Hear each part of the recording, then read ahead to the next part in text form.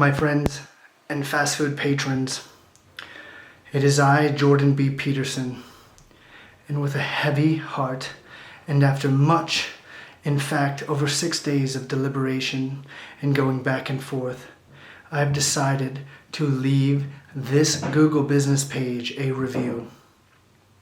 Now, as you are aware, because you are searching out the reviews of this restaurant, this is Burger King, which I am leaving the review on. This Burger King had tricked me. I went in and it was cold, and so I made a gesture, which, for those of you reading, it was the bringing of my hands to my lips to breathe in warm air on my phalanges, so that way they would be comfortable and they wouldn't be so cold, because it was cold outside. Now, the gentleman behind the counter, he noticed this motion, and perhaps this is why, or perhaps not, as we will allude to later, or possibly directly point out. He offered me a warm cup of coffee prior to my order. Now, this may have seemed innocent and innocuous, but he gave me the cup of coffee, and I began to become tantalized by the aroma, the aromatic benzenes and cyclopenzenes and aromatic compounds of organic chemistry nature went into my olfactory senses and triggered the neuronal inputs that are associated with such a aroma sensing process. And so the process led me to grab the cup of coffee from the gentleman and quickly begin to consume it. Now, I felt it with my fingers, and it was not so hot as to invoke a lawsuit from me, as is the case in McDonald's history. But it was perfect, so I started to drink it. And at that moment, friends, and this is what concerns me, the gentleman behind the counter said, "Would you like a Whopper?" That is all I heard. But he said, well, I don't know if he said it actually, but he asked me if I would like an Impossible Whopper, is what he's claiming, when I called the manager. He said, "Would you like a Whopper?"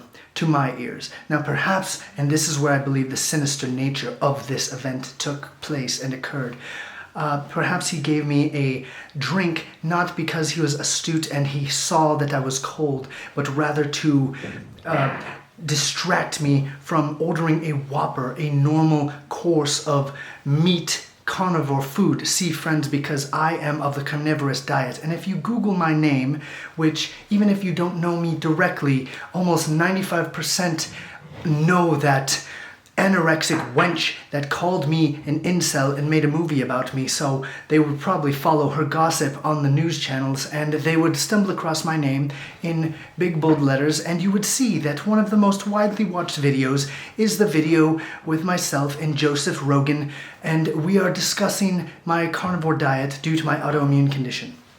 Now, with that said, and that premise laid out, it is extremely logical to jump to the conclusion, well, rather not jump, but slowly go through each premise and chain the link of truths to the conclusion that this was a deliberate act and they were actually trying to poison me. So far left, they hate me and they don't want me to speak because I disseminate truths. But nonetheless, I sat down and patiently awaited my burger, and my burger came. Now, it was the Impossible Burger, but it was impossible to know that because my senses and my taste and everything that interacts with the chemicals and the neurotransmitters upon the cascading systems was invoked, and a feeling of primalness and appetitiveness, as the ancient Greeks allude to and write explicitly in their ancient texts of the tripartite soul, overcame me, and I was not able to think and really discern the burger, because if I would have known it was an Impossible Burger made out of vegetables, and I do not eat vegetables. So I began to bring the burger to my mouth, and when I took a bite, I convulsed, and everything in me threw up the burger immediately, causing unwanted attention. Friends, I cannot write to you. There are not enough characters to describe how unwanted this attention is, because I travel the world, and the last thing I want is attention while I'm sitting and eating my Whopper.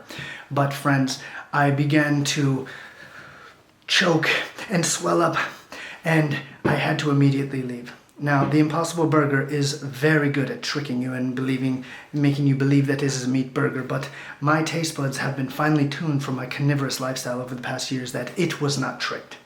And I knew that if I consumed just one bite, I would most likely almost die.